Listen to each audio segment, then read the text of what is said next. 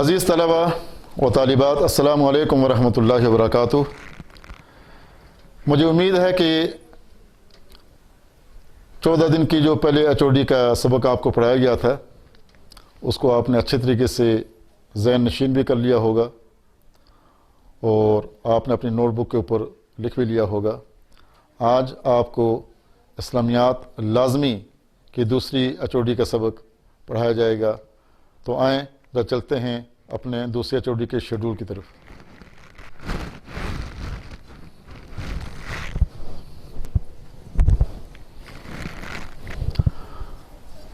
تو یہ جو دوسری HOD ہے آپ کی، یہ 10 مئی سے لے کر 16 مئی تک یہ ڈے بائی ڈے ایک ایک دن کا سلیبس آپ کو یہاں تک پڑھایا جائے گا۔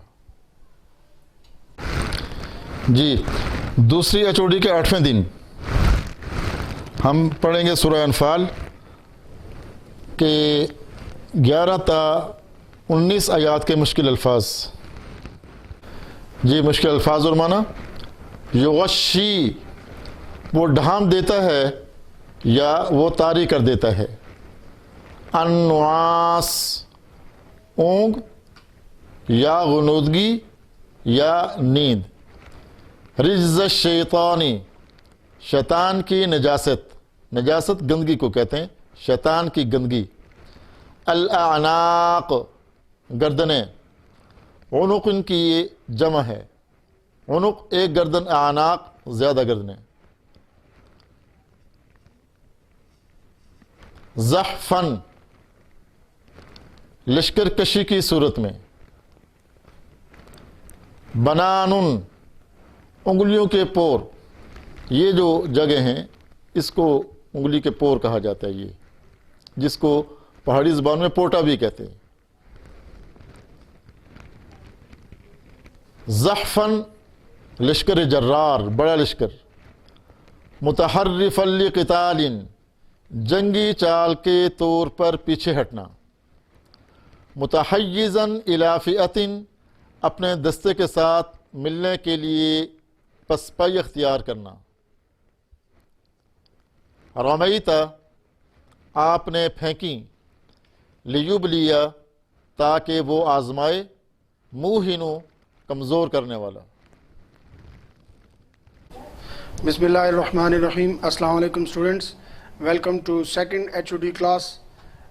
یہاں پر میں آپ کو تھوڑا سا اس کے بارے میں بریف کر دوں کہ یہاں پر آپ کے پاس ڈے 1 سے لے کر یہ 3 مئی سے لے کر اور 16 مئی تک جو ہے یہ آپ کے سامنے ایک HOD کلاس کا جو ہے وہ ڈے وائز جو ہے وہ شیڈیول بنا ہوا ہے۔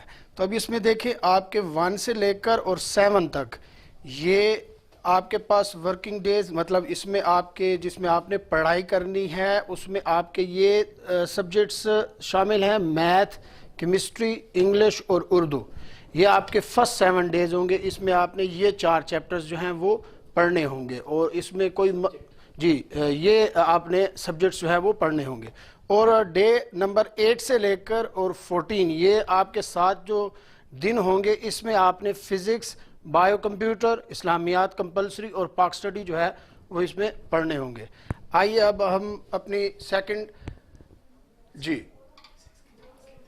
آئیے اب ہم اپنی فزکس کی کلاس لیتے ہیں اور اس میں ہم سیکنڈ HOD جو ہے اس کا سیلیبس جو ہے ہم اسٹڈی کرتے ہیں۔ اچھا اسٹوڈنٹس، اس میں ہم نے پچھلی جو HOD کلاس ہوئی تھی اس میں ہم نے چیپٹر نمبر 1 پڑھا تھا اور اس میں نے اس کے ٹاپک کویسچنز جو ہے وہ کمپلیٹ کرا دیے تھے۔ آج آپ کو میں یہ چیپٹر 1 کمپلیٹ کرا کے اور چیپٹر نمبر 7 کے بھی جو ہے وہ ٹاپکس جو ہے کافی ٹاپکس جو ہے اس میں آپ کو کور کرا دوں گا۔ تو آئیے ہم اپنے جو ہے وہ سیکنڈ HOD کلاس کے سیلیبس کی طرف بڑھتے ہیں۔ جی اسٹوڈنٹس، اس میں آپ کی جو سیکنڈ HOD کلاس میں آپ جو فزکس پڑھیں گے وہ ڈے 8 سے سٹارٹ ہو کر ڈے 14 تک جائے گا۔ اور ڈے 8 جو ہے آپ کا 10 مئی کو جو ہے وہ ہوگا، جو 8واں دن ہوگا وہ 10 مئی ہوگا۔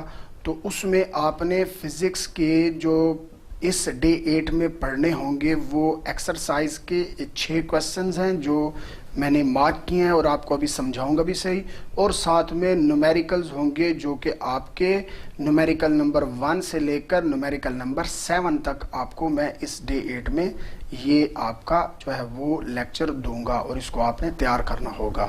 Thank you. جی ڈے 1 کا جو ہم سیلیبس ابھی پڑھیں گے اس میں پہلا جو ہے وہ پیج نمبر 11 پر جو ایکسرسائز کا کویسچن ہے، estimate your age in seconds. اب دیکھیں فار ایگزامپل ایک نارملی ایک اسٹوڈنٹ جو پری نائنتھ میں ہوتا ہے اس کی جو ایج ہوتی ہے وہ 13 to 14 ایئرز ہوتی ہے. تو یہاں پر 14 ایئرز پڑا ہوا ہے، تو اب ہم نے اس کو سیکنڈز میں کنورٹ کرنا ہے. کیسے کرنا ہے وہ یہ دیکھیں. 14 جو اس کی ایج ہے وہ لکھا، اور ہم نے دیکھنا ہے کہ اس کے ساتھ کیا پڑا ہوا ہے، ایئرز پڑا ہوا ہے. ایئرز جو ہے وہ ہم 365 ڈیز میں کنورٹ کریں گے. ٹھیک ہے، ایک ایئر میں 365 دن ہوتے ہیں. اس 365 دن میں ایک دن میں کتنے گھنٹے ہوتے ہیں؟ 24 گھنٹے ہوتے ہیں. تو وہ ہم نے پٹ کیا. 24 گھنٹے میں ایک جو گھنٹہ ہوتا ہے اس میں کتنے منٹ ہوتے ہیں؟ اس کو منٹ میں ہم نے یہ 60 منٹ لکھ دیے.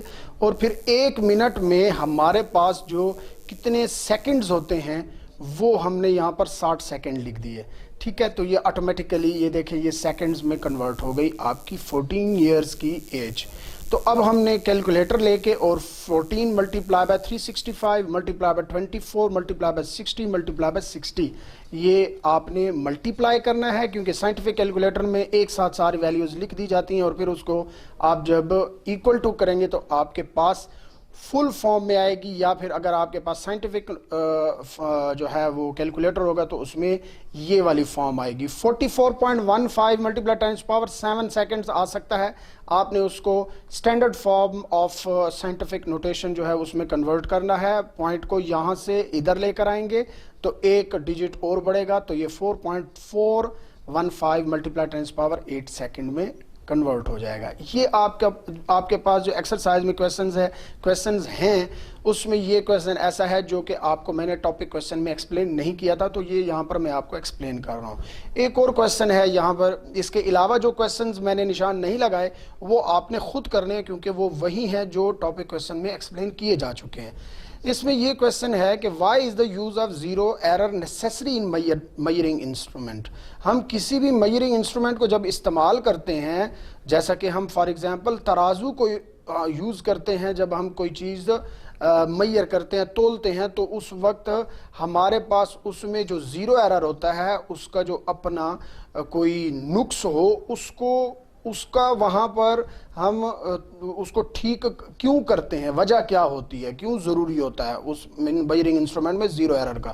تو اس میں یہ بہت شارٹ سا کویسچن ہے کہ یوز آف یہ مکمل لکھنے کے لیے تاکہ ایک پوری لائن پہ آ جائے، آپ یہاں سے سٹارٹ لیں گے. Zero error necessary in measuring instrument is to get the correct observation. کیونکہ جب آپ کو زیرو ایرر پتہ ہوگا تو تبھی آپ کوئی چیز جو آپ میئر کر رہے ہیں اس کو آپ صحیح جو ہے ایکوریٹلی جو ہے وہ میئر کر سکیں گے.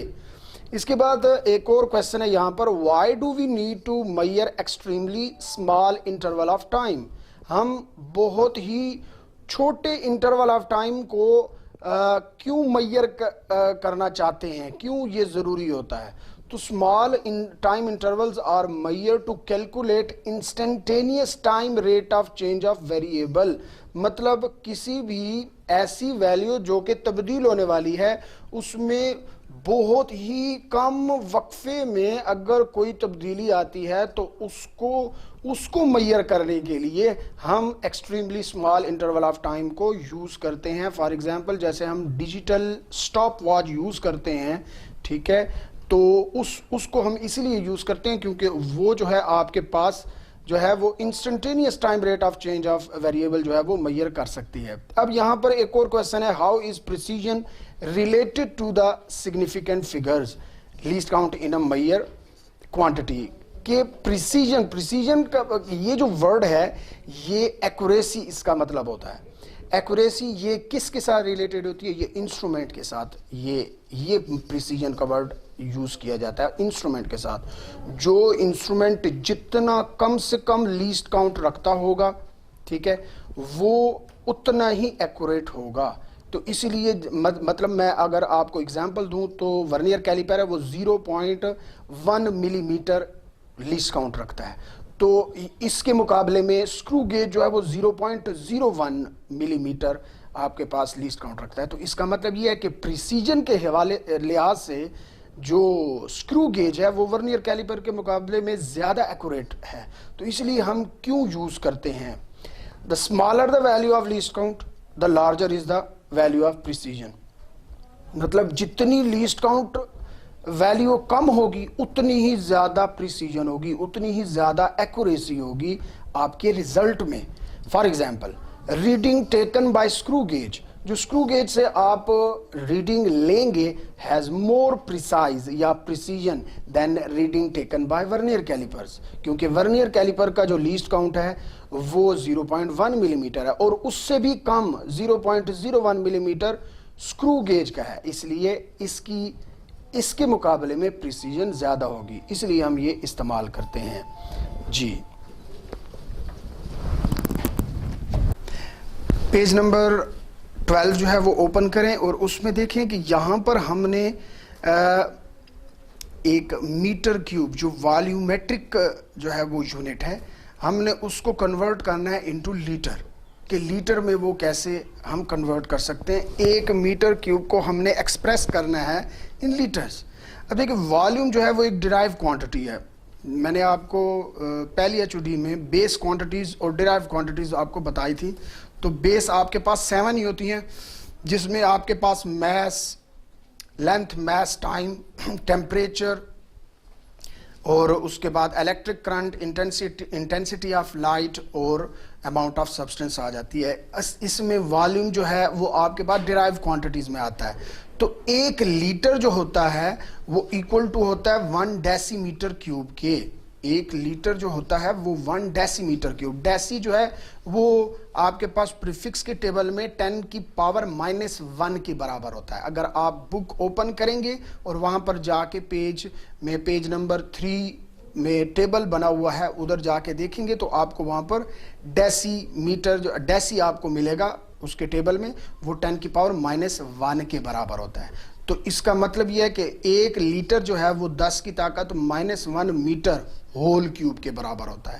اگر میں اس کو یہ دیکھیں ادھر پیج نمبر 13 پر اوپر، یہ میں نے جو اس کی باہر طاقت تھی 3 اس کو ملٹیپلائی کر دیا -1 کے ساتھ، تو یہ 3 1s are 3 -10 کی پاور -3 میٹر کیوب ہو گیا۔ اس کا مطلب یہ ہے کہ ایک لیٹر 10 کی پاور -3 میٹر کیوب کے برابر ہے۔ اگر میں اس 10 کی پاور -3 کو اس رائٹ سائڈ سے لیفٹ سائڈ پہ لے کر جاؤں گا تو یہ 1 کے نیچے ادھر جو 1 ہے اس کے نیچے ڈیوائیڈ ہو جائے گی، تو یہ 1/10 کی power -3 litre is equal to 1 metre cube. اور یہ جب 10 کی پاور -3 یہاں سے ڈیوائیڈ سے اوپر جائے گا تو 10 کی پاور 3 ہو جائے گا، تو 1 میٹر کیوب جو بنے گا وہ آپ کے پاس 10 کی پاور 3 لیٹر ہو جائے گا، یا پھر 1000 litre equal to 1 metre cube بن جائے گا۔ آپ اس کو اس طرف لکھیں اور اس کو اس طرف لکھیں تو آپ کے پاس یوں لکھا ہوا آنا چاہیے 1 metre cube is equal to 1000 litre. I hope آپ کو سمجھ آ گئی ہوگی۔ نیکسٹ پیج نمبر 15 پہ آ جائیں اور اس میں جو کویسچن ہے جو آپ کو یہاں پر میں سمجھا رہا ہوں وہ یہ ہے کہ describe the factors on which the accuracy of a measurement depends, وہ عوامل بتائیں جس پر کسی بھی میجرمنٹ کی جو ایکوریسی ہوتی ہے، ایگزیکٹ ویلیو جو نکلتی ہے اس کا دار و مدار ہوتا ہے۔ تو accuracy in measuring physical quantity depends upon various factors, بہت سارے عوامل ہیں۔ Some of them are: number 1 the quality of the measuring instrument, آپ کے پاس جو انسٹرومنٹ ہونا چاہیے اس کی کوالٹی اچھی ہونی چاہیے، اس میں کوئی ایرر نہیں ہونا چاہیے، کوئی نقص نہیں ہونا چاہیے۔ Number 2 the skill of the observer, جو اس کو آبزرو کرنے والا ہے، وہاں پر لیب اسسٹنٹس ہوتے ہیں لیب میں، یا پھر کوئی اسٹوڈنٹ اس کو یوز کر رہا ہے تو وہ والا بندہ ہونا چاہیے جس کو اس انسٹرومنٹ کو استعمال کرنے کا طریقہ آنا چاہیے۔ Number 3 the number of observations, آپ نے ایک ویلیو ایگزیکٹ نکالنے کے لیے کم از کم 3 آبزرویشن جو ہیں وہاں پر لینی ہوتی ہیں۔ Number 4 list count of measuring instrument used, آپ جتنا کم لیسٹ کاؤنٹ رکھنے والا میئرنگ انسٹرومنٹ وہاں پر استعمال کریں گے اتنی ہی آپ کو ایکوریٹ ویلیو ملے گی. یہ وہ عوامل ہیں 4 جن پر ایکوریسی آف میئرمنٹ جو ہے وہ ڈیپینڈ کرتی ہے. آگے ہم بڑھتے ہیں نومیریکل پرابلمز کی طرف. نومیریکل پرابلمز جو ہے اس چیپٹر میں نومیریکل پرابلمز ان کو کہا جاتا ہے جو کہ ہمارے پاس حسابی سوالات ہوتے ہیں.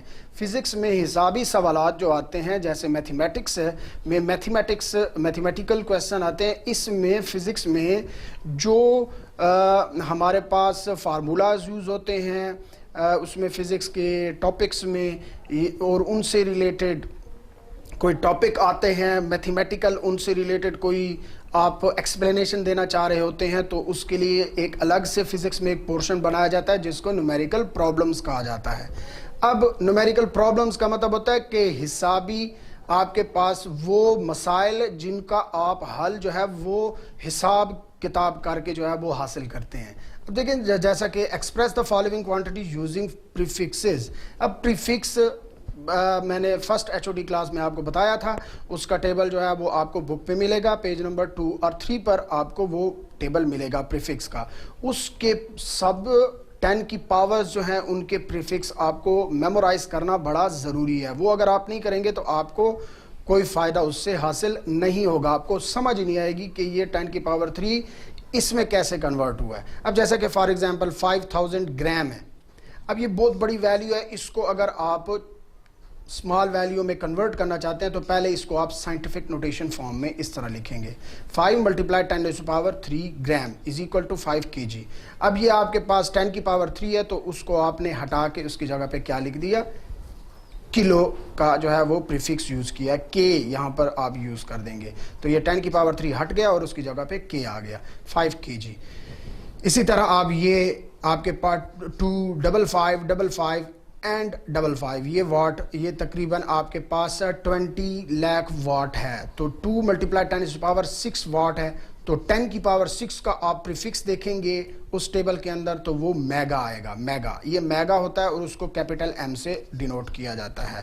اب اس کے بعد نیکسٹ جو ہے اس میں ہم نے تھوڑی سی فارم بنانی ہے. فارم بنانے کے لیے آپ کیا کریں گے 52 ملٹیپلائی 10 پاور مائنس 10 ملٹیپلائی یہ کلو ہٹا کے, جیسا کہ یہاں پر کلو لگا ہوا ہے تو اس جگہ پہ کلو کو ہٹا کے اس کی جگہ پہ یہ ملٹیپلائر لگایا مائنس 10, اس کی دونوں کی بیس 1 ہے تو یہ دونوں آپس میں کیا ہو جائیں گی, ایڈ ہو جائیں گی تو مائنس 10 میں سے پلس 3 نکل جائے گا تو مائنس کا 7 آ جائے گا. 52 ملٹیپلائی 10 پاور مائنس 7 گرام. تو اب آپ 10 کی پاور مائنس 7 کو 2 حصوں میں تبدیل کریں تو 10 کی پاور مائنس 6 اور 10 کی پاور مائنس 1. یہ کیوں کیا, یہ اس لیے کیا کیونکہ آپ کے پاس 10 کی پاور مائنس 7 کا کوئی پریفکس اس ٹیبل میں نہیں ہے تو اس میں کنورٹ کیا جس کا پریفکس موجود ہو. تو یہ دیکھیں 10 کی پاور مائنس 6 ہے تو اور 10 کی یہ یہاں سے پوائنٹ کو اٹھا کے ادھر لایا 5.2 کیا, 10 کی پاور 1 ہے اور 10 کی پاور مائنس 1 ہے, یہ دونوں آپس میں کیا ہو جائیں گے, کینسل تو 5.2 اور ملٹیپلائی 10 کی پاور مائنس 6 آئے گا. تو نیکسٹ پیج پہ آ جائیں, پیج نمبر 16 پہ 16 نمبر پیج پہ آ جائیں. یہ ٹاپ پہ 5.2 ملٹیپلائی 10 کی پاور مائنس 6 ہے تو یہ آپ اس کا پریفکس دیکھیں گے تو آپ کو وہاں پر مائکرو ملے گا. میو اس سیمبل کو کہتے ہیں میو, تو 5.2 میو گرام یا آپ اس کو مائکرو گرام کہہ سکتے ہیں 5.2 مائکرو گرام. اسی طرح اس کویسچن کو آپ نے خود کرنا ہے کیونکہ میں نے آپ کو پہلے 3 کرا دی ہیں. 1.2 کویسچن پہ آ جائیں. How do the prefixes micro nano and pico related to each other. یہ کس طرح پریفکس جو مائکرو نینو اور پیکو ہوتے ہیں ایک دوسرے کے ساتھ کیسے تعلق رکھتے ہیں. مائکرو آپ کے پاس 10 کی پاور مائنس 6 ہوتا ہے, نینو آپ کے پاس 10 کی پاور مائنس 9 ہوتا ہے. اگر 10 کی پاور مائنس 9 کو سپلٹ کیا جائے تو یہ 10 کی پاور مائنس 6 اور 10 کی پاور مائنس 3 میں کنورٹ ہو سکتا ہے. یہ دیکھیں مائنس 6 اور مائنس 3 مائنس 9 ہی بنتا ہے تو اس کو 2 حصوں میں تبدیل کر دیا.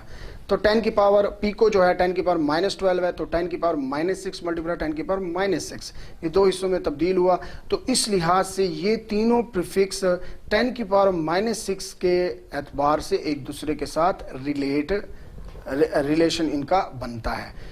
تو 10 کی power minus 6 is same in all values. Next question آ جائے 1.3 your hair grow at the rate of 1 ملی میٹر پر ڈے. آپ کے جو بال کی جو گروتھ ہوتی ہے وہ 1 ملی میٹر پر ڈے کے حساب سے بڑھتی ہے.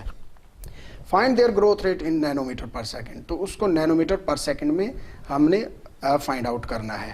تو گروتھ ریٹ آپ کے پاس 1 ملی میٹر پر ڈے ہے, تو 1 ملی میٹر اور پر ڈے کو آپ دیکھیں تو اس کو سیکنڈ میں اگر آپ کنورٹ کریں گے, کیونکہ سیکنڈ میں کنورٹ کرنا اس کو ضروری ہے اس کی اپنی جو ایس آئی یونٹ ہے اس کی طرف لے جانے کے لیے اسپیڈ کی.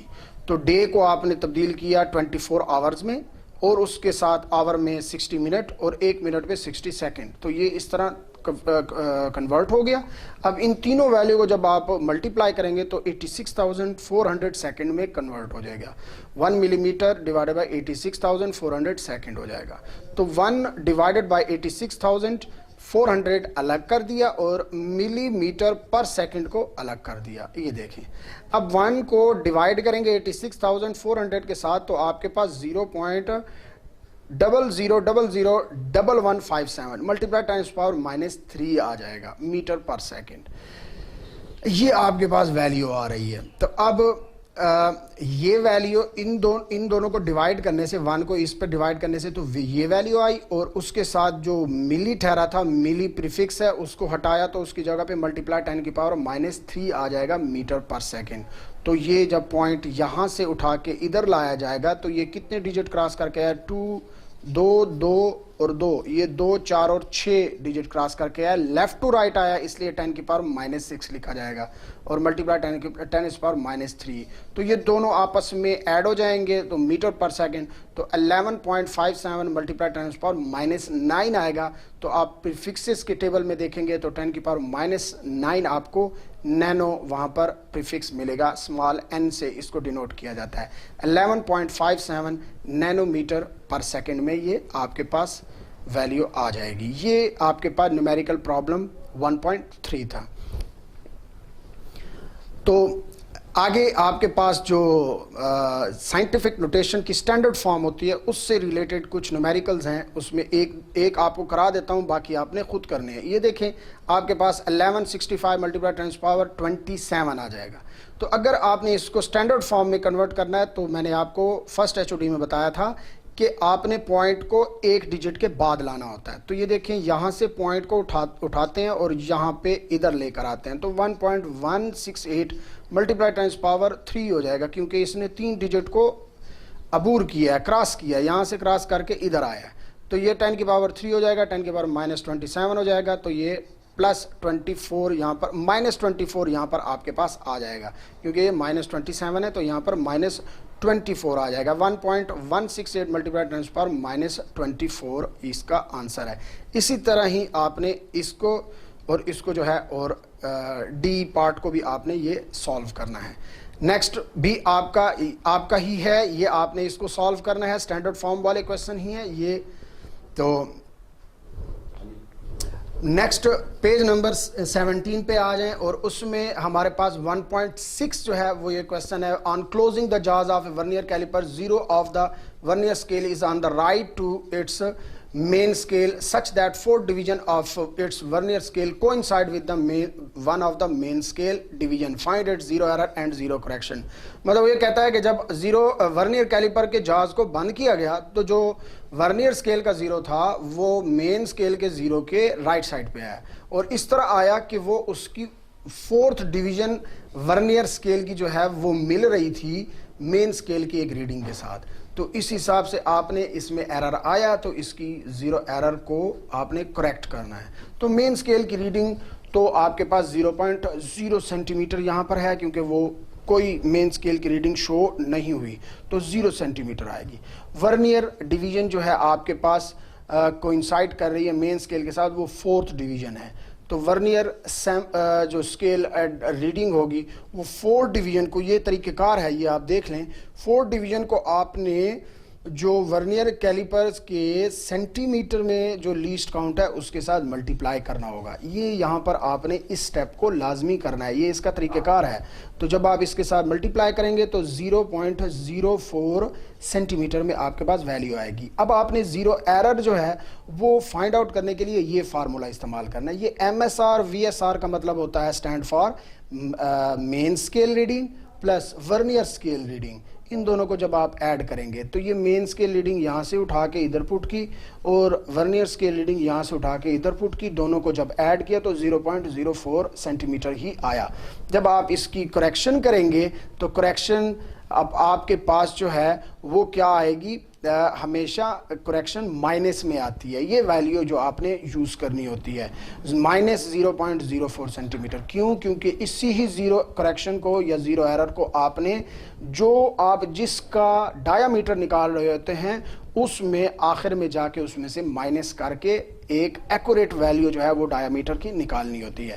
نیکسٹ کویسچن ہے 1.7. یہ نومیریکل پرابلم ہے. Screw gauge has 50 divisions on its circular scale. اس کے سرکولر اسکیل پر 50 ڈویژنز تھیں, کیونکہ سرکولر اسکیل کے اوپر ٹوٹل کتنی ہوتی ہیں 100 ڈویژنز ہوتی ہیں, تو اس میں 50 ڈویژن جو ہیں وہ سرکولر اسکیل کے اوپر آئیں. The pitch of screw gauge is 0.5 ملی میٹر.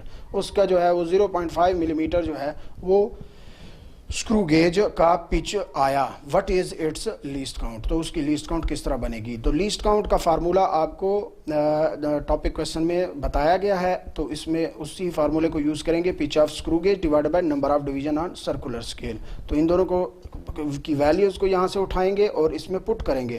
تو پچ جو ہے آپ کے پاس 0.5 ملی میٹر ہے اور اس کی جو ڈویژنز ہیں سرکولر اسکیل پہ وہ 50 ہیں. دونوں کو ڈیوائڈ کریں گے تو آپ کے پاس ورنیئر اسکرو گیج کا جو ہے وہ لیسٹ کاؤنٹ 0.01 ملی میٹر آئے گا. تو اس کو آپ مزید 10 کے ساتھ ڈیوائڈ کریں گے تو یہ سینٹی میٹر میں بھی اس کی ویلیو آ جائے گی, 0.001 سینٹی میٹر میں آ جائے گی آپ کے پاس. یہ آپ کی جو ہے وہ ڈے 1 کی آپ کے پاس آپ کی جو ہے وہ ایچ او ڈی کلاس کا جو دن پہلا دن تھا اس کی جو ہے یہ ٹاپکس تھے. Thank you. بسم اللہ الرحمن الرحیم. السلام علیکم اسٹوڈنٹس. اب آج ہم اپنی سیکنڈ ایچ او ڈی کی طرف جو ہے وہ جا رہے ہیں, جہاں ہم لوگوں نے پہلے بھی first H O D class لی. وہ آپ کی 2 مئی تک جو ہے وہ first H O D class جو ہے وہ بنتی ہے. Second H O D class جو ہے وہ آپ کی 3 مئی سے جو ہے وہ اسٹارٹ ہوگی. اور جو ہمارا سبجیکٹ کمپیوٹر سائنس ہے اس کی second H O D class جو ہے وہ 10 مئی سے اسٹارٹ ہوتی ہے, جو ڈے 8 کہلائے گی. اور اس طرح یہ 16 مئی تک جائے گی جو کہ ڈے 14 تک بنے گی. اور اس طرح ہمارے پاس 7 جو ہیں وہ ورکنگ ڈیز جو ہیں وہ ملیں گے. آپ نے بالکل اسی طریقے سے جیسے کہ ڈے آپ نے اپنی ایچ او ڈی کلاس میں first H O D class میں آپ نے کام کیا, آپ نے اپنی ویڈیوز کو دیکھا, ان کو نوٹ بکس پہ اتارا اور ان کو بہت اچھے طریقے سے یاد کیا. اسی ہی طریقے سے آپ نے second H O D class میں بھی نوٹ بکس کو سامنے رکھ کے ان ویڈیوز کو دیکھنا ہے, بہت اچھے طریقے سے ان کو نوٹ بک پہ اتارنا بھی ہے اور اس کو بہت اچھے طریقے سے یاد بھی کرنا ہے. چاہے آئیں ہم اپنی سیکنڈ ایچ او ڈی کا آغاز کرتے ہیں. بسم اللہ الرحمن الرحیم. ڈیئر اسٹوڈنٹس, ہمارا جو first H O D class ہوئی اس میں ہم نے چیپٹر نمبر 1 جو ہے فنڈامنٹلس آف کمپیوٹر پڑھا اور اس میں 12 کوسچن جو ہیں وہ ہم لوگوں نے پڑھے. وہ ہماری فرسٹ ایچ او ڈی تھی. اب یہ سیکنڈ ایچ او ڈی ہے اور سیکنڈ ایچ او ڈی جو ہے اس کا ہم ڈے 8 جو ہے وہ پڑھ رہے ہیں, جو کہ 10 مئی سے جو ہے وہ اسٹارٹ ہوگا. تو ہم اپنے کوسچن نمبر 13 سے جو ہے وہ اس کا آغاز کریں گے. جی بیٹا, آج ہم کوسچن نمبر 13 سے اسٹارٹ کریں گے. ڈے 8 کا پہلا کوسچن ہے. کوسچن ہے differentiate between types of computer and classification of digital computer. یعنی ہم لوگوں نے ڈفرینشیٹ کرنا ہے کہ کس ٹائپس آف کمپیوٹر اور کلاسیفیکیشن آف کمپیوٹر کو کیسے ہم علیحدہ کرتے ہیں, کن چیزوں کو ٹائپس آف کمپیوٹر کے طور پہ کنسیڈر کیا جاتا ہے اور کن کمپیوٹرز کو ڈیجیٹل کمپیوٹرز کو کلاسیفیکیشن آف کمپیوٹر کے لحاظ سے کنسیڈر کیا جاتا ہے. Types of computer define on the basis of data representation, processing, in put and out put. اگر آپ کمپیوٹر کی ٹائپس کی بات کریں گے تو کن چیزوں کو آپ نے مد نظر رکھنا ہے؟ ڈیٹا ریپرزنٹیشن کو, اس کی پروسیسنگ اسپیڈ کو, کمپیوٹرز کی ان پٹ اور آؤٹ پٹ کے لحاظ سے آپ کمپیوٹر کی جو ہے وہ ٹائپس کو ڈیفائن کرتے ہیں, ان کو علیحدہ کرتے ہیں. جبکہ whereas classification of computer define on the basis of their size, speed, storage capacity and the numbers of user can support. Classification of computers کی اگر آپ بات کریں تو پھر ہم کمپیوٹرس کو ڈیفائن کریں گے, علیحدہ کریں گے, کلاسیفائڈ کریں گے ان کے سائز, ان کی رفتار, اسٹوریج کیپیسٹی اور کتنے لوگ جو ہیں بیک وقت ان کمپیوٹرز کو استعمال کرتے ہیں، اس لحاظ سے ہم کمپیوٹر کی کلاسیفیکیشن کرتے ہیں۔ جی بیٹا ہمارا نیکسٹ کوشچن ہے question number 14، write a detail note on types of computer, یعنی اب ہم ٹائپس آف کمپیوٹر کو جو ہے وہ پڑھتے ہیں، بریفلی پڑھتے ہیں۔ اس میں 3 ٹائپس دی ہوئی ہیں، یعنی انالوگ کمپیوٹرز، ڈیجیٹل کمپیوٹر اور ہائبرڈ کمپیوٹرز۔ اب ہم سب سے پہلے انالوگ کمپیوٹرز پڑھتے ہیں کہ کن کمپیوٹرز کو انالوگ کمپیوٹر کے طور پہ کنسیڈر کیا جاتا ہے۔ Analogue computers represent and process data by measuring quantities such as voltage and current to solve a problem۔ Analogue computer کے اندر جو ہیں وہ آپ کوانٹیٹیز کو میئر کر سکتے ہیں، وولٹیج اور کرنٹ کے لحاظ سے اس کو مینیج کر سکتے ہیں اور اپنے مسائل کو حل کر سکتے ہیں۔ یاد رکھیں کہ یہ وہ کوانٹیٹیز ہیں جو کہ اپس اینڈ ڈاؤن ہوتی ہیں، جو متواتر چینج ہوتی رہتی ہیں، ٹھیک ہے، ان میں متواتر ویریشنز آتی رہتی ہیں، تو ایسی کوانٹیٹیز کو انالوگ کمپیوٹر ہی کنسیڈر جو ہے وہ کرتا ہے۔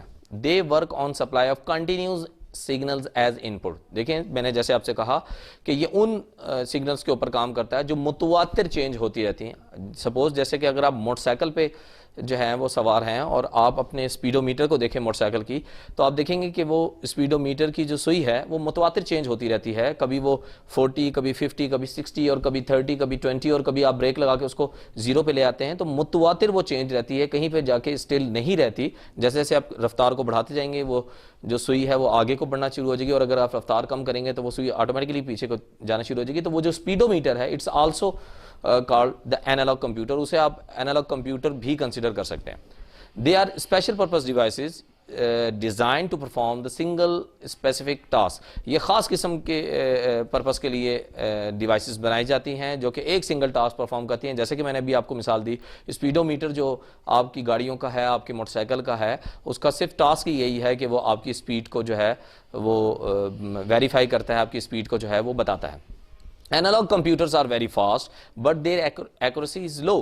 Analog computer بہت تیز ہوتے ہیں لیکن اس کی ایکوریسی کی بات کی جائے تو وہ لو ہوتی ہے۔ جیسے اگر بالفرض آپ ایک مقام سے دوسرے مقام پر گاڑی پہ یا موٹر سائیکل کے اوپر ٹریول کرتے ہیں تو یقیناً وہ اسپیڈو میٹر آپ اس کو دیکھ رہے ہیں اور آپ چیک کر رہے ہیں کہ کہاں کہاں آپ کی رفتار تیز ہوئی اور کہاں کہاں کم ہوئی، لیکن ایٹ دا اینڈ جہاں آپ جانا چاہتے ہیں وہاں جیسے آپ رکیں گے، اور اگر آپ سے پوچھا جائے کہ آپ کس رفتار کے ساتھ جو ہے وہ اس وہیکل کو، گاڑی کو یا موٹر سائیکل کو لے کر آئے ہیں، تو آپ کے لیے اس کو بتانا جو ہے ایکوریٹ فگر دینا مشکل ہوگا کہ میں کس رفتار کے ساتھ لے کر آیا ہوں۔ تو اس لیے اس پوائنٹ کا یہ مطلب ہوگا کہ analogue computer are very fast but their accuracy is low, لیکن اس کی ایکوریسی جو ہے ایکوریٹ ویلیوز جو ہیں وہ ذرا کم ہوتی ہیں۔ They consist of electrical devices such as resistors, capacitors, transistors۔ دیکھیں یہ electrical devices کے لحاظ سے کنسسٹ کرتا ہے، جیسے کہ resistor جو ہے وہ resistivity کے لیے، capacitor جو ہے وہ کرنٹ کو جو ہے وہ اسٹور کرنے کے لیے، اور ٹرانسسٹر جو ہے وہ آگے سینڈ کرنے کے لیے استعمال میں لایا جاتا ہے۔ تو ادھر متواتر ویریشن آتی رہتی ہیں، تو انالوگ کمپیوٹر ان پرپس کے لیے استعمال میں لایا جا سکتا ہے یا کنسسٹ کرتا ہے۔ ڈیجیٹل کمپیوٹرز کی بات کریں تو دے work on binary digit 0s and 1۔ جو آپ کے گھروں میں، ہمارے گھروں میں جو ہے کمپیوٹرز رکھے ہوئے ہیں وہ بائنری ڈیجٹ یعنی 0s and 1s کے اوپر کام کرتے ہیں۔ Their result is display on monitor and printed on paper. ان کا جو بھی ریزلٹ آتا ہے وہ یا تو مانیٹر پہ آتا ہے یا پھر آپ پرنٹر پر پیج کے طور پر جو ہے اس کا ریزلٹ لے سکتے ہیں۔ These are general purpose computer in many size and shape. یہ ایک عام کمپیوٹر ہوتے ہیں۔ عام طور پہ میں نے جیسے آپ سے کہا کہ آپ کے اور میرے گھروں میں جو کمپیوٹر استعمال میں لائے جا رہے ہیں انہیں ڈیجیٹل کمپیوٹر کہیں گے۔ In many size and shape, ان کی سائز اور شیپ بھی جو ہے وہ مختلف ہوتی ہیں۔ These computer accept data in the form of digits. یہ کمپیوٹر جو ہیں وہ ڈیجٹس کے طور پہ کام کرتے ہیں، یعنی 0s and 1s کی کمبینیشن کے لحاظ سے ڈیٹا لیتے بھی ہیں اور اس کا ریزلٹ بھی ڈسپلے کرتے ہیں۔ They have low speed than the analog computer but accurate۔ ان کی رفتار کی بات کی جائے، جیسے کہ انالوگ کمپیوٹر کی ہم بات کر رہے تھے اسپیڈو میٹر کے لحاظ سے ایگزامپل کو لیتے ہوئے، تو اس لحاظ سے ڈیجیٹل کمپیوٹر جو ہے اس کی رفتار تو کم ہوگی انالوگ کمپیوٹر کے لحاظ سے، لیکن ایکوریسی جو ہے وہ بہت زبردست ہوگی۔ یہ بہت ریلائبل کمپیوٹر کہلاتے ہیں۔ They have high memory capacity۔ اس کی جو کیپیسٹی ہوتی ہے ڈیٹا سٹور کرنے کی وہ بہت زیادہ ہوتی ہے۔ They are being used in business, education, health, supermarkets and banking۔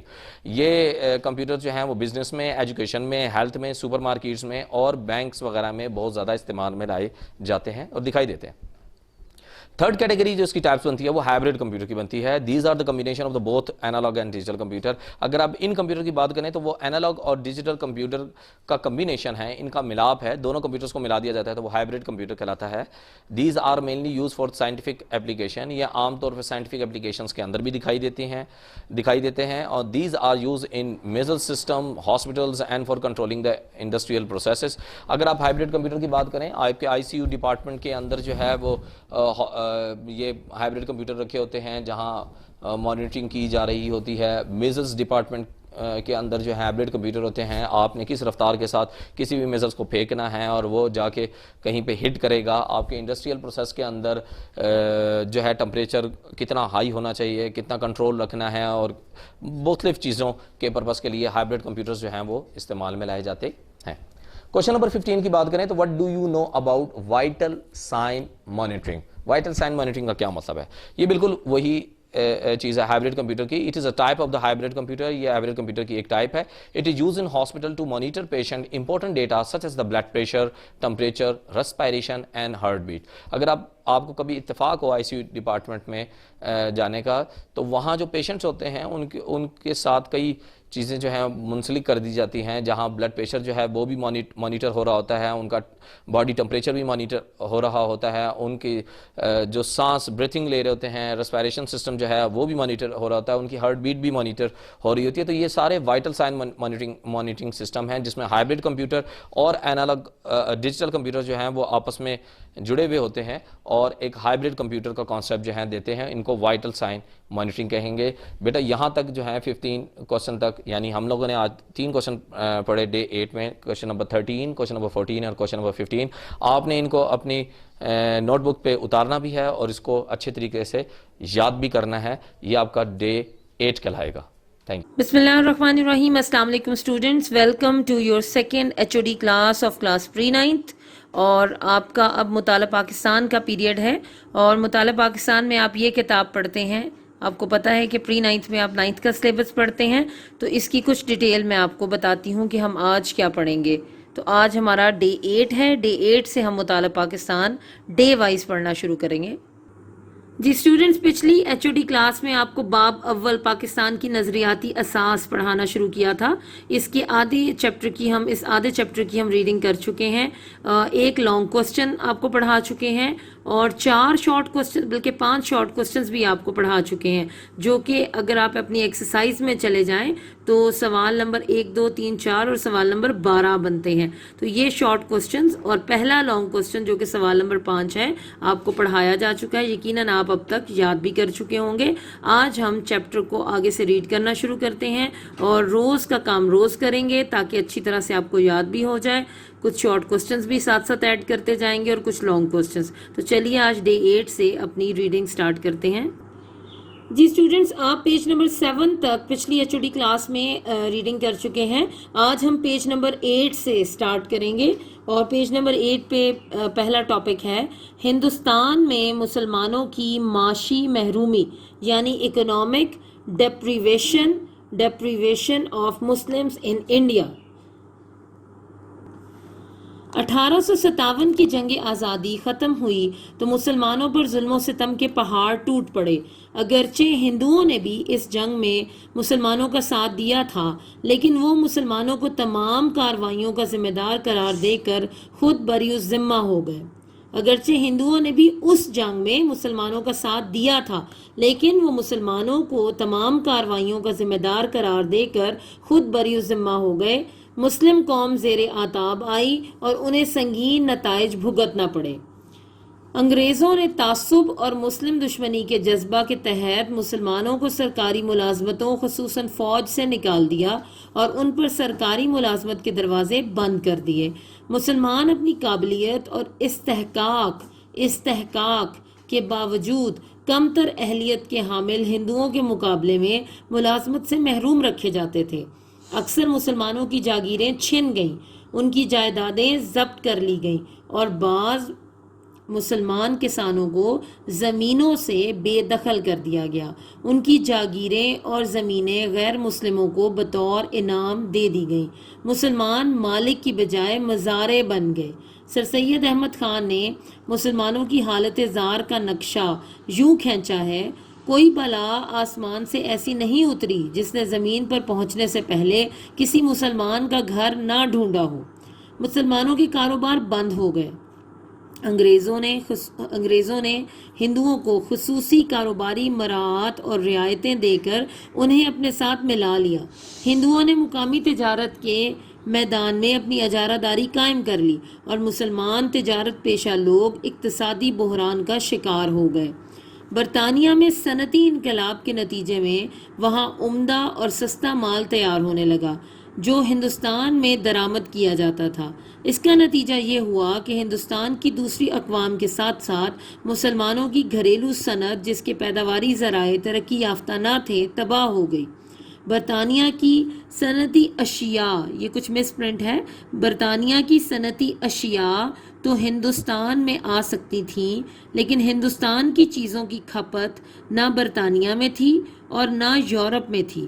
Hindustan کی بیرونی تجارت متاثر ہونے سے لاکھوں افراد بے روزگار ہو گئے، جس میں مسلمانوں کی بھی کثیر، یہ لفظ ہے کثیر، یہاں یہ مس پرنٹ ہوا ہوا ہے، کثیر تعداد شامل تھی۔ تو اسٹوڈنٹس، یہ پیج جو پیج نمبر 8 ہے، آج آپ نے ڈے 8 پر اس کو ریڈ کرنا ہے۔ اب میں آپ کو آگے ایکسرسائز میں بتاتی ہوں کہ آج کے دن پہ ہم کیا کریں گے۔ جی اسٹوڈنٹس، اگر آپ ایکسرسائز پر آئیں تو جو اب تک ہم نے ریڈنگ کی ہے اس کے مطابق یہ جو سوال نمبر 9 ہے، یعنی لانگ کوسچنز میں سوال نمبر 9 درج ذیل پر نوٹ لکھیے۔ یہ آج ہم ڈے 8 پر سوال اپنے نوٹس میں سے پڑھیں گے اور اس کو یاد کریں گے۔ اس سوال کے 2 حصے ہیں۔ حصہ الف ہے ہندوستان میں مسلمانوں کی معاشی حالت، جو بھی ہم نے ریڈنگ کی تھی اس پر نوٹ لکھنا ہے، اور اس کا بے حصہ ہے نظریے کے ماخذ اور اس کی اہمیت۔ یہ ہم پچھلی HOD کلاس میں ریڈ کر چکے ہیں، آج اس سوال کو ہم تفصیلاً پڑھتے ہیں۔ اسٹوڈنٹس، آپ کے پاس یہ نوٹس ہوں گے، نوٹس برائے جماعت نہام اسلامیات مطالعہ پاکستان، تو آپ یہ نوٹس اپنے نکال لیجئے اور میرے ساتھ ساتھ اسی کوسچن کو پڑھیے تاکہ آپ کو یہ یاد ہو جائے۔ اسٹوڈنٹس، اب ہم اس سوال کے جواب کو پڑھتے ہیں۔ درج ذیل پر نوٹ لکھیں: ہندوستان میں مسلمانوں کی معاشی حالت اور نظریے کے ماخذ اور اس کی اہمیت۔ تو سب سے پہلے ہم جواب دیں گے ہندوستان میں مسلمانوں کی معاشی حالت، جس پیج کی آج ہم نے ریڈنگ بھی کی تھی، یہ اسی سے ریلیونٹ کوسچن ہے اور یہ اس کا اب آنسر ہے۔ جب 1857 کی جنگ آزادی ختم ہوئی تو برصغیر میں مسلمانوں کی معاشی حالت بہت خراب ہو گئی۔ مغرب کے معاشی نظام نے برصغیر کے مسلمانوں کی معاشی حالت تباہ کر دی تھی اور لوگوں کے درمیان انصاف بھی قائم کرنا ناممکن ہو گیا۔ تو آپ یہ جو اس میں مسٹیک ہے یہ یہاں سے دیکھ کر کریکٹ کر لیجئے گا جب آپ اپنی نوٹ بکس پر لکھیں۔ اگلی ہیڈنگ دیکھیے: مسلمانوں کا سرکاری ملازمتوں سے اخراج۔ انگریزوں نے مسلم دشمنی کے جذبے کے تحت مسلمانوں پر اپنے تعلیمی اداروں، فوج اور سرکاری ملازمتوں کے دروازے بند کر دیے۔ اس کے برعکس ہندوؤں سے سلوک مختلف تھا۔ انہوں نے اپنے لکھا ہوا ہے، آپ اس کو کریکٹ کر لیجئے گا، اپنی حکومتوں اور اداروں میں مسلمانوں سے کم تر اہلیت کے حامل ہندوؤں کو شامل کر لیا، جس کی وجہ سے مسلمانوں کو محرومی کا زیادہ احساس ہونے لگا۔ یہ محرومی ٹھیک کر کے لکھ لیجئے گا، محرومی کا زیادہ احساس ہونے لگا۔ اگلی ہیڈنگ دیکھیے: مسلمانوں کی جاگیریں اور جائیدادیں۔ جنگ آزادی کے بعد مسلمان ہونا جرم قرار پایا۔ اکثریت مسلمانوں کی جاگیریں اور جائیدادیں ضبط کر لی گئیں۔ مسلمانوں کی جائیدادیں ان سے چھین کر ہندوؤں اور سکھوں میں تقسیم کر دی گئیں۔ سر سید احمد خان نے مسلمانوں کی حالت کو یوں بیان کیا: کوئی بلا آسمان سے ایسی نہیں اتری جس نے زمین پر پہنچنے سے پہلے کسی مسلمان کا گھر نہ ڈھونڈا ہو۔ یہ جو میں آپ کو کریکشن بیچ میں کروا رہی ہوں یہ آپ ساتھ ساتھ کر لیجئے گا، ورنہ پھر یہ غلطی کنسیڈر ہوگی کیونکہ یہ کوئی پرنٹنگ مسٹیکس ہیں اس کے اندر۔ جی اگلا پوائنٹ ہے: مسلمانوں کا کاروبار تباہ۔ چونکہ انگریزوں نے مسلمانوں سے حکومت چھینی تھی، اس لیے انہوں نے مسلمانوں کو کچلنے میں کوئی کسر نہ رکھی۔ چونکہ انگریزوں نے مسلمانوں سے حکومت چھینی تھی اس لیے انہوں نے مسلمانوں کو کچلنے میں کوئی کسر نہ رکھی. انگریزوں نے ہندوؤں کو خاص مراعات دے کر ان کو کاروبار میں اپنے ساتھ ملا لیا. اس طرح مسلمان کاروبار، صنعت اور تجارت میں تباہ حال ہو کر رہ گئے. ہندوؤں کی مقامی تجارت میں اجارہ داری قائم ہو گئی اور مسلمان ان کے مقابلے میں اقتصادی اور معاشی بحران کا شکار ہو گئے. جی نیکسٹ ہیڈنگ ہے مسلمانوں کی گھریلو صنعت کی تباہی. برطانیہ نے صنعت و تجارت کے میدان میں انقلاب برپا کر دیا جس سے صنعتی اشیاء سستی اور عمدہ تیار ہونا شروع ہونے لگیں. انگریزوں نے بر صغیر میں یہ صنعتی مال درآمد کرنا شروع کر دیا. اس سے مسلمانوں کی گھریلو صنعت تباہ ہو گئی کیونکہ ہندوستان کے مسلمانوں اور دوسری اقوام کی گھریلو صنعت اتنی ترقی یافتہ نہ تھی.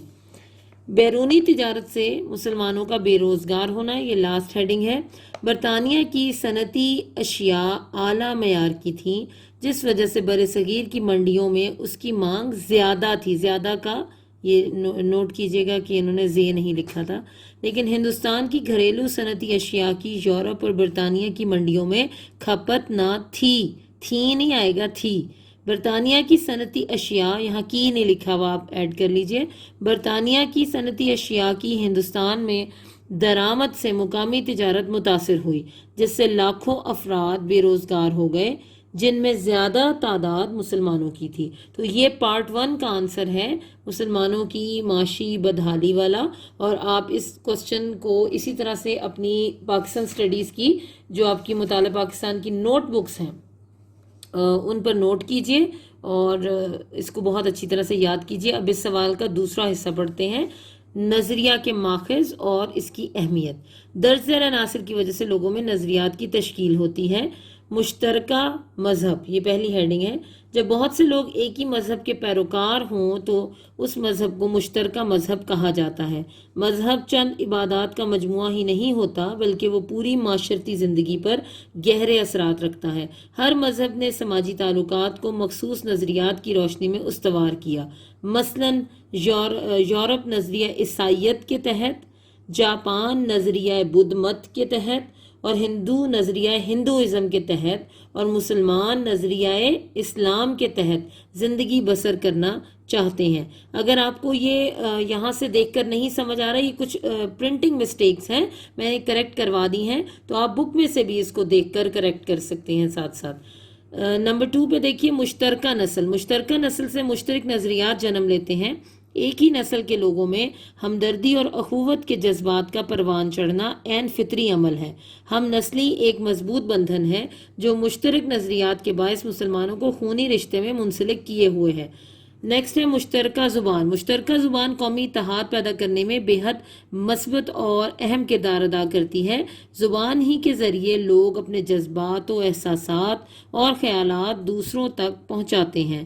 لوگوں کے طور طریقوں اور نظریات میں یکسانیت کافی حد تک مشترکہ رہائش کا مرہون منت ہے. آخری ہیڈنگ ہے مشترکہ سیاسی مقاصد. دور حاضر کی بیشتر قومیں، یہاں قوتیں لکھا ہے، آپ اس طرح سے یہ دیکھیں، میں نے الگ سے بھی لکھ دیا ہے تاکہ آپ دیکھ لیں. قومیں اپنے مشترکہ سیاسی مقاصد اور سیاسی نظریات کی بدولت اپنی قومی زندگی کی بقا کے لیے آزادی حاصل کرنے کی کوشش میں لگی ہوئی ہے لکھا ہے، ہیں کر لیں، تاکہ وہ مضبوط قوم کا روپ دھار سکیں. یہ اس لیے ضروری ہے، آئے گا یہاں پر، یہ اس لیے ضروری ہے کہ قوموں کی جگہ قوم کر لے، قوم میں یکجہتی پیدا ہو اور قوم ترقی کی شاہراہ پر گامزن ہو. علامہ اقبال ساری دنیا میں بسنے والے مسلمانوں کو ایک ملت، اس کو ایک کیجئے، ایک لکھا ہوا ہے، ایک ملت تصور کرتے تھے. اس لیے انہوں نے نیل کے ساحل سے لے کر کاشغر تک سب مسلمانوں کو حرم کی پاسبانی کے لیے ایک ہونے کا پیغام دیا. ایک ہو مسلم حرم کی پاسبانی کے لیے، نیل کے ساحل سے لے کر تا بخا کے کاشغر. تو اسٹوڈنٹس یہ جو کوسچن نمبر 9 جو 2 پارٹس پر مشتمل تھا، پہلا اس کا تھا ہندوستان میں مسلمانوں کی معاشی محرومی پر نوٹ لکھنا تھا اور نظریہ کے ماخذ اور اس کی اہمیت. یہ دونوں آنسرز یہاں پہ موجود ہیں آپ کے نوٹس میں، لیکن آپ نے اس کو پہلے سوالوں کی طرح آپ نے اس کو اپنی مطالعہ پاکستان کی نوٹ بک پر نوٹ کرنا ہے اور اس سوال کو آج کے دن میں اچھی طرح یاد کر لینا ہے. دیکھیے کتنا مختصر کام ہے. ایک چھوٹے سے پیج کی ریڈنگ ہے اور ایک یہ لانگ کوسچن ہے جس کو آپ نے آج ہی کے دن میں نوٹ کر کے اپنی نوٹ بکس پر زبانی یاد کر لینا ہے. بسم اللہ الرحمن الرحیم. السلام علیکم dear students of class pre ninth. Welcome to second class of HODs for the subject of biology. مجھے امید ہے کہ آپ نے فرسٹ کلاس میں بتایا گیا سلیبس تیار کر لیا ہے اور آپ کو سمجھ بھی آیا ہے. چیپٹر 1 ہم نے سٹارٹ کیا تھا فنڈامنٹلز آف کیمسٹری اور وہ تقریباً ہاف چیپٹر ہم نے پڑھا تھا. اب اس کا بقیہ حصہ ہم اس سیکنڈ کلاس میں مکمل کریں گے. اب میں آپ کو گائیڈ کر دیتی ہوں اسکیم آف اسٹڈیز کے بارے میں. تو ہماری سیکنڈ کلاس آف HODs جو بایولوجی کے لیے ہے وہ آپ کے پاس سٹارٹ ہوگی 10 مئی سنڈے اور یہ 8th ڈے ہوگا آپ کا فرام 10 to 16. اور یہ ورکنگ ڈیز کون سے انکلوڈ کیے گئے 8 to 14. 8 to 14 ڈیز میں ڈے وائز لیکچر آپ کو گائیڈ کیا جائے گا اور آپ کو اسی طرح سے لیکچر ملے گا. ہر دن کا ٹارگٹ آپ کو بتایا جائے گا. تو آج کا لیکچر شروع کرتے ہیں day 8. My dear students, chapter 1 کو باقاعدہ سٹارٹ کرنے سے پہلے میں آپ کو آج ایک بڑے انٹرسٹنگ سوال کا جواب سمجھاؤں گی اور میں آپ کو یہ بتاؤں گی کہ آپ ان بورن بایولوجسٹ ہیں. آپ آج بایولوجی پڑھ کے بایولوجسٹ نہیں بنے. اور یہ آپ کو ایک اسٹیٹمنٹ بھی نظر آ رہی ہوگی, man has always been a biologist. انسان ہمیشہ سے ایک بایولوجسٹ ہے. آپ پری 9th میں بایولوجی کا سبجیکٹ چوز کر کے بایولوجسٹ نہیں بنے. اب اس کا جواب دیکھتے ہیں ہاؤ, اور آپ کو بڑا انٹرسٹنگ لگا ہوگا کہ کیسے آپ بایولوجسٹ ہیں. Man has always been a biologist. He had to be a biologist in order to live. کیونکہ اگر آپ زندہ رہنا چاہتے ہیں تو آپ کو ایک بایولوجسٹ بننا پڑے گا. Early in the history he was a hunter of animals and gatherer of fruits, seeds and roots. اگر آپ انسان کی ابتدائی ہسٹری دیکھیں تو وہ جنگلوں میں رہتا تھا, وہ جانوروں کا شکار کرتا تھا, وہ پھل, سیڈز, بیج اور روٹس وغیرہ کو اکٹھا کرتا تھا خوراک کے مقصد کے لیے. تو وہ ایک بایولوجسٹ تھا کیونکہ وہ بایولوجی کو ایکسپلور کر رہا تھا. The more he knew about animals, اور جیسے جیسے وہ مزید جانتا گیا and their habits اور ان کی عادات کے بارے میں جانتا گیا, the more successful hunter he was, اور وہ اور کامیاب ہو گیا تو وہ اور زیادہ بایولوجی کو جاننے لگا. The more he knew about plants, جتنا اس نے plants کے بارے میں جانا, نباتات کے بارے میں جانا, the better he distinguished between edible and non-edible plants, تو اتنا ہی وہ ایکسپلور کرنے لگا کہ کون سے پلانٹ کھانے کے لیے استعمال کرنے ہیں اور کون سے پلانٹس میڈیکل پرپس کے لیے, علاج کرنے کے لیے استعمال کرنے ہیں. تو آج میں ایک بہت انٹرسٹنگ سوال کا جواب آپ کو دیے جا رہی ہوں کہ آپ ان بورن بایولوجسٹ ہیں. You are living in the world of biology and you are also part of this very beautiful subject.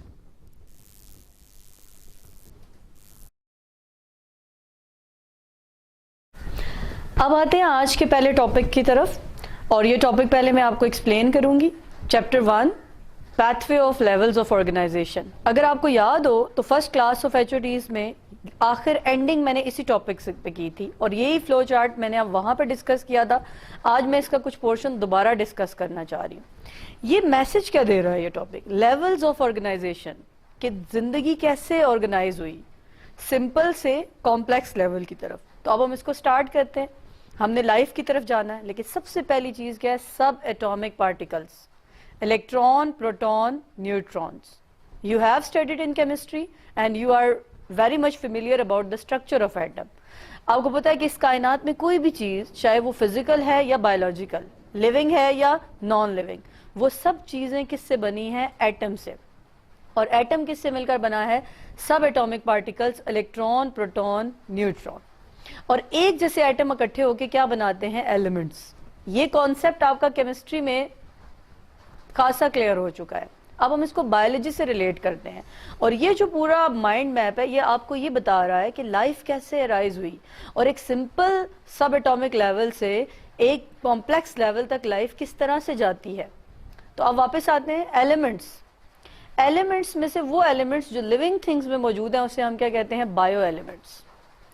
Bio elements are the part of living organisms, زندہ جانداروں میں موجود ہیں. بایو ایلیمنٹس کے 2 میجر گروپس ہیں. They are divided into 2 groups. One is the major contributor that represent 99% by mass in the body, and the other group is minor contributors that represent 1% by mass in body. تو major contributor ہماری body کا, living organisms کی body کا 99% mass بناتے ہیں, اور minor contributors living organisms کی body کا 1% میس بناتے ہیں. میجر کنٹریبیوٹرز کے اندر کون کون سے ایلیمنٹس موجود ہیں جو میجر کنٹریبیوٹرز میں بایو ایلیمنٹس ہیں؟ وہ carbon, oxygen, hydrogen, nitrogen, calcium اور فاسفورس ہیں. یہ ان کے سمبلز موجود ہیں. مائنر کنٹریبیوٹرز میں جو ایلیمنٹس موجود ہیں potassium, sulphur, chlorine, sodium, magnesium, iron, copper. اب ہم ایک سٹیپ اور آگے چلتے ہیں تو دیکھیں یہ سٹیپ بائی سٹیپ یہ کمپلیکسٹی کی طرف جا رہا ہے, سمپلسٹی سے کمپلیکسٹی کی طرف, سب ایٹامک سے ایٹامک, ایلیمنٹ سے بایو ایلیمنٹ. اب آپ نے کیمسٹری میں ہی پڑھا ہے کہ ڈفرینٹ ایلیمنٹس آرگنائز ہوتے ہیں اور کیا بناتے ہیں؟ مالیکیولز. تو بایو ایلیمنٹس جب آرگنائز ہوں گے تو وہ کیا بنائیں گے؟ Biomolecules. Biomolecules are present inside living things. Biomolecules کی 2 گروپس ہیں, macromolecules and micromolecules. Macromolecule, macro word کا مطلب ہے لارج ان سائز.